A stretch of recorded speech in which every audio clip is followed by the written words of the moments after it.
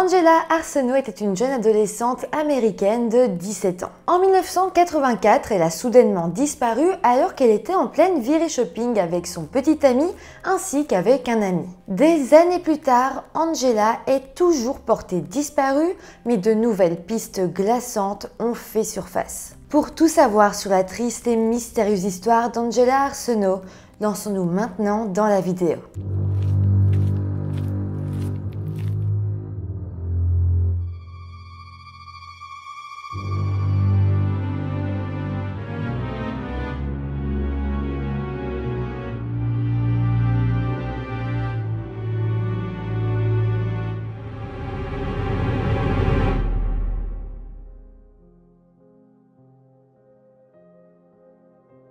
Hello tout le monde, j'espère que vous allez bien. Aujourd'hui, on se retrouve pour un cas qui est assez ancien, qui a eu lieu en 1984, mais ça ne le rend pas moins intéressant pour autant. À l'époque, il s'est pas passé énormément de choses, mais c'est vrai que des théories sont arrivées par la suite, et vous allez voir, c'est une histoire assez glaçante qui peut être même reliée à un tueur en série, mais je n'en dis pas plus. Avant de commencer, comme d'habitude, je vous rappelle de vous abonner à la chaîne, ce n'est pas encore fait, c'est gratuit et moi ça m'aide énormément, donc merci beaucoup à tous ceux qui le feront et merci évidemment à tous ceux qui sont déjà abonnés. Si vous avez envie, vous pouvez aussi aller faire un tour sur mon compte Instagram, vous abonner, on pourra peut-être un peu plus discuter, un peu plus faire connaissance et sinon vous pouvez tout simplement suivre ma vie au quotidien. Bon, à présent que tout ça est dit, eh bien lançons-nous dans cette triste histoire. Angela Marie Arsenault, que ses proches appelaient également Angie, est née en 1977 au Canada. Mais il est difficile de vous dire exactement où elle a grandi, car elle s'est énormément déplacée pendant son enfance. En fait, alors qu'elle était encore jeune, elle a beaucoup déménagé avec sa famille dans toute la Colombie-Britannique et en Alberta, qui sont donc des provinces canadiennes. Ses parents se sont en fait séparés quand elle était très jeune et sa mère, qui s'appelait Margaret Kennedy, s'est remariée quand elle avait 5 ans.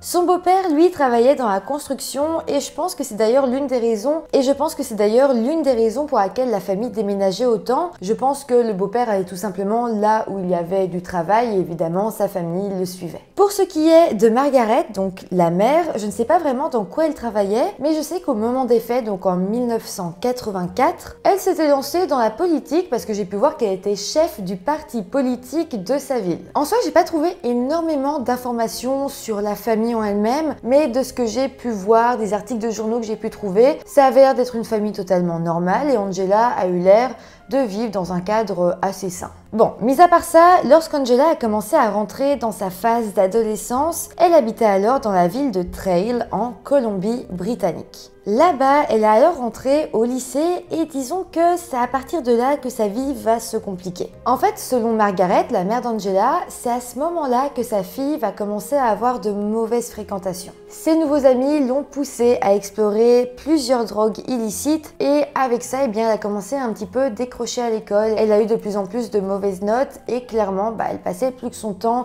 avec ses amis à boire et à consommer des substances illicites. Heureusement, comme je vous l'ai dit, la famille déménageait beaucoup, donc peu de temps après, ils ont été installés au nord de la ville de Surrey, toujours en Colombie-Britannique. Ça a donc poussé Angela à quitter son précédent lycée et ses amis, mais malheureusement, en très peu de temps, son comportement avait eu le temps de changer. Même si ses amis n'étaient plus là, elle avait de nouvelles habitudes et c'est vrai qu'elle a directement dit à ses parents qu'elle n'avait plus envie d'aller en cours et suite à ça, elle a pris la décision d'abandonner l'école. D'ailleurs, à partir de ce moment-là, elle a même pris la décision de quitter le foyer familial et de s'installer dans son propre appartement, même si elle n'en avait pas réellement les moyens. Donc j'imagine que la cohabitation entre elle et ses parents devait assez mal se passer. Ça où elle avait un grand besoin de liberté, un grand besoin d'être seule, de se sentir adulte, de pouvoir avoir son propre chez elle, c'est aussi une possibilité. Mais les choses sont telles que oui, elle voulait partir,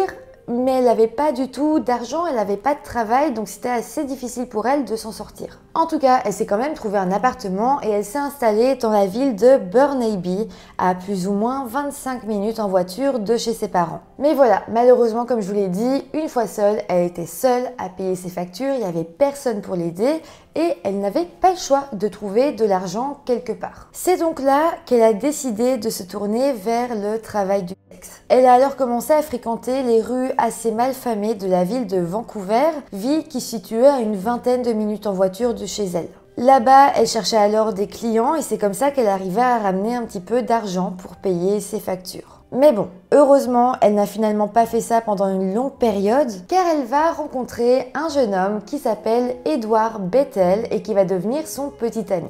À ce moment-là, nous étions donc en 1984 et Angela avait alors 17 ans. La rencontre de son petit ami a vraiment été un élément important dans sa vie parce qu'il a pu l'aider financièrement et en plus, ils se sont vite installés ensemble donc elle n'avait plus à payer son loyer toute seule. Elle a donc pu arrêter ses activités de travailleuse du sexe et elle a pu commencer à s'épanouir un peu plus dans une relation et on y reviendra plus tard, mais elle avait aussi des projets pour l'avenir. Donc au final, on peut dire qu'Angela était passée par des périodes assez sombres dans sa vie, mais à présent, elle se sentait bien et elle voyait réellement un futur. Son petit ami était très important pour elle et ils formaient vraiment un très joli couple. Mais à présent, on va se plonger dans la journée du vendredi 19 août 1984. Alors, cette journée-là a commencé un petit peu comme toutes les autres pour Angela. En fin de matinée, elle a d'ailleurs appelé sa mère, elle semblait aller très bien à ce moment-là, et elle avait alors prévu de voir sa mère le lendemain afin qu'elles aillent ensemble acheter un nouveau rideau pour la douche. De plus, elles avaient prévu que 3 jours plus tard, Angela aille chez sa mère et son beau-père pour passer un petit séjour avec eux. Par la suite, quelques temps après l'appel, Angela s'est rendue au centre-ville de Vancouver, accompagnée d'Edward, son petit ami, ainsi qu'un autre ami à elle. Ils ont alors été dîner ensemble tous les trois et puis ils ont passé l'après-midi à faire du shopping ensemble. Fin de journée, Angela devait alors rentrer à son appartement. Alors, il y a une chose à préciser qui est importante, elle rentrait seule et ce soir-là, elle allait même dormir seule à l'appartement. Je ne sais pas pourquoi Edward ne rentrait pas, peut-être qu'il avait prévu de passer plus de temps avec son ami, de dormir chez lui, d'aller à un événement. Voilà, je ne sais pas, mais en tout cas, Angela devait rentrer toute seule et le lendemain seulement, Edward allait rentrer à l'appartement pour la retrouver. Donc voilà, finalement, Angela a quitté Edward ainsi que son ami et elle a pris un bus sur la rue Commercial Drive à Vancouver, bus qui devait donc la ramener chez elle sur la 11e avenue à Burnaby. On sait donc qu'elle est montée à bord de ce bus, mais malheureusement, nous n'avons aucune idée de ce qui est arrivé par la suite. Mais le lendemain matin, le samedi 20 août, Edward est rentré chez lui et il s'attendait donc à retrouver Angela. Mais voilà, bizarrement, quand il est rentré chez lui, il a retrouvé une scène assez étrange. C'était le matin, il faisait clair, pourtant toutes les lumières de son appartement étaient allumées. De plus, une fenêtre était ouverte. Aussi, sur la table de la cuisine, il a retrouvé le sac à main d'Angela, son argent, à peu près 200 $ et sa carte d'identité. Il y avait également des sacs de courses qu'Angela semblait avoir fait la veille, mais qu'elle n'avait pas rangés. Suite à ça, Edward a alors cherché après Angela, mais il va vite se rendre compte qu'elle n'était pas là. C'est là qu'arrive la première chose qui est un petit peu dérangeante dans cette affaire. Il faut savoir qu'Edward n'a pas rapporté directement la disparition d'Angela à la police. Selon le journal de l'époque, il se serait rendu à la police seulement 2 jours plus tard, mais selon le rapport de la commission d'enquête sur les femmes disparues, rapport intitulé Forsaken, il n'aurait déclaré sa disparition que le 29 août, c'est-à-dire 10 jours après qu'Angela ait disparu. Clairement, 10 jours dans ce genre de conditions, c'est énorme. C'est donc ça que je trouve assez perturbant dans cette affaire, c'est pourquoi est-ce qu'il a attendu autant de temps. Je comprends, à l'époque on n'avait pas de téléphone portable, c'était pas aussi facile d'essayer de localiser quelqu'un, ça arrivait peut-être plus souvent qu'aujourd'hui qu'on ne sache pas réellement où est une personne et qu'on attende simplement qu'elle revienne, mais tout de même, 10 jours, ça fait beaucoup. J'ai pas su trouver dans les archives si Edward s'était énormément inquiété ou pas, s'il en avait parlé à ses proches ou pas, mais dans tous les cas, 10 jours, ça reste quand même beaucoup de temps pour signaler une disparition. Mais attendez, parce que ce n'est même pas ça le pire. 10 jours plus tard, quand Edward a été rapporté officiellement la disparition de sa copine à la police, la GRC, qui est donc la Gendarmerie royale du Canada, n'a pas vraiment semblé prendre cette disparition au sérieux. Je me dis malheureusement que c'est sans doute à cause des préjugés qu'ils ont pu avoir vis-à-vis d'Angela et de sa situation. On parle ici d'une jeune fille qui a 17 ans, qui a eu des problèmes d'addiction, qui a arrêté l'école assez impulsivement, qui a été une travailleuse du sexe. Malheureusement, la GRC a directement eu pas mal de préjugés vis-à-vis d'elle, et même si à présent elle était bien, elle était dans une relation avec quelqu'un de bien, qu'elle avait une situation, Bah, malgré tout, ils ont eu l'air de se dire « elle a sans doute fugué, rien n'est grave, elle va revenir ». C'est vraiment assez dingue parce que dites-vous bien qu'ils vont attendre un mois avant de réellement faire quelque chose. C'est en fait le 22 septembre qu'ils vont enfin commencer à faire quelques démarches. Ce jour-là, la GRC de la ville de Burnaby s'est alors rendue à l'appartement d'Angela et d'Edward et l'a alors interrogé pour comprendre un petit peu mieux les circonstances de la disparition. C'est donc à ce moment-là qu'Edward va parler à la GRC de tout ce que je vous ai dit jusqu'à maintenant. Avant ça, dites-vous bien qu'aucun des enquêteurs n'était réellement au courant de la situation. La mère d'Angela s'est d'ailleurs exprimée publiquement vis-à-vis des enquêteurs et a déclaré « Je n'arrive pas à croire la façon dont tout cela a été géré dès le début. Il ne semblait tout simplement pas s'en soucier. » La grand-mère d'Angela a elle aussi pris la parole devant les journalistes et a déclaré qu'elle n'avait que très peu confiance en la GRC. Mais en tout cas, pour en revenir à cette enquête officielle, un rapport de personnes disparues a enfin été rédigé un mois après les faits. Et d'ailleurs, il faut savoir que bien qu'Angela ait été vue pour la dernière fois à Vancouver, elle a été portée disparue à Burnaby. Effectivement, toutes ces affaires ont été retrouvées à son appartement, c'est donc la preuve qu'elle est bel et bien rentrée avant de disparaître. Mais en parallèle de ça, la police de Vancouver va tout de même être mise au courant de l'affaire et les enquêteurs de Vancouver ont alors également ouvert une enquête. Donc dans un premier temps, des affiches et des dépliants vont être un petit peu diffusés partout dans le pays, partout dans la région pour essayer d'avoir le plus de témoignages possible parce qu'évidemment, dans le cas d'une disparition, ce qui est primordial, c'est les témoignages. Est-ce que quelqu'un a vu? Est-ce que quelqu'un a entendu quelque chose? La police a vraiment besoin de ça pour pouvoir avancer. Avant de passer au témoignage, je vais quand même vous faire un petit résumé de ce qui était écrit sur ces affiches qui ont été diffusées. Angela y était alors décrite comme une jeune femme de 17 ans, mesurant entre 1m68 et 1m70 et pesant entre 68 et 77 kg. Elle était décrite comme ayant de longs cheveux bruns et des yeux marrons. Sinon, au niveau de ses signes distinctifs, elle avait une cicatrice de plus ou moins 2 cm de long à l'intérieur de son genou gauche. De plus, elle avait 2 tatouages. Elle avait sur sa cheville droite le tatouage d'une rose de couleur violette et sur son épaule gauche, elle avait écrit en signe chinois le mot rock'n'roll. De plus, il sera précisé que la dernière fois qu'elle avait été vue, c'était à Vancouver et qu'elle portait un jean blanc et un sweatshirt en coton gris et marron. Une autre chose assez importante, c'est qu'Angela avait pour nom de famille Arsenault. Mais c'est vrai que parfois, elle en utilisait d'autres. Soit elle utilisait le nom de famille de sa mère, qui était Kennedy, soit elle pouvait aussi utiliser le nom de famille de son beau-père, qui était Baines.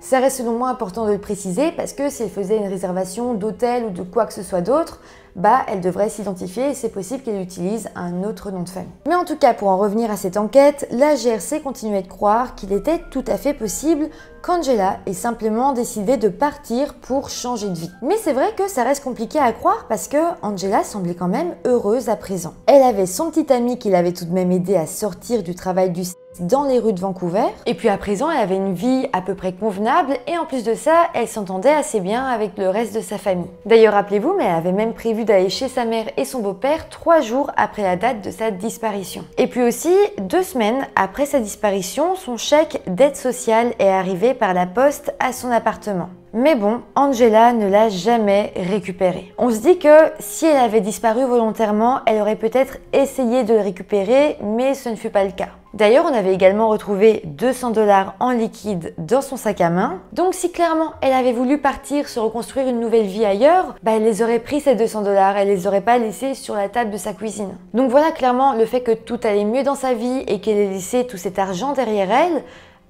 pour moi, ça prouve qu'elle n'a pas disparu volontairement. Sa mère, Margaret, dira d'ailleurs « Angela ne ferait jamais ça à sa famille. Quelqu'un sait ce qui lui est arrivé. » Suite à ça, l'association Missing Children Society of Canada s'est penchée sur l'affaire et l'enquêteur Ted Davis a alors passé de longues années à essayer de comprendre ce qui avait bien pu réellement se passer. Ted a d'ailleurs dit des années plus tard, il n'y avait aucune raison particulière pour qu'elle disparaisse. Les choses commençaient à s'améliorer pour elle. Elle avait de l'argent provenant de l'aide sociale, elle avait été acceptée à l'école. Ici, on apprend donc également qu'elle avait pour but de reprendre son parcours scolaire au moment où elle a disparu. Elle semblait donc réellement vouloir s'en sortir. Mais voilà, malgré tous ces éléments, la GRC n'a pas voulu changer d'avis. Pour eux, il s'agissait malgré tout d'une disparition volontaire.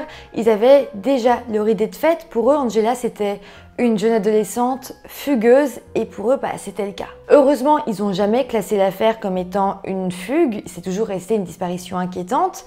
Mais malgré tout, ça fait que leur enquête a quand même été un petit peu moins intensive. Le père d'Angela, qui s'appelle Pat Arsenault, a d'ailleurs pris la parole vis-à-vis des enquêteurs en 2001 et a annoncé aux journalistes: « J'ai appelé et appelé et appelé encore, mais j'ai abandonné l'année dernière, alors que je ne les ai jamais dérangés du tout.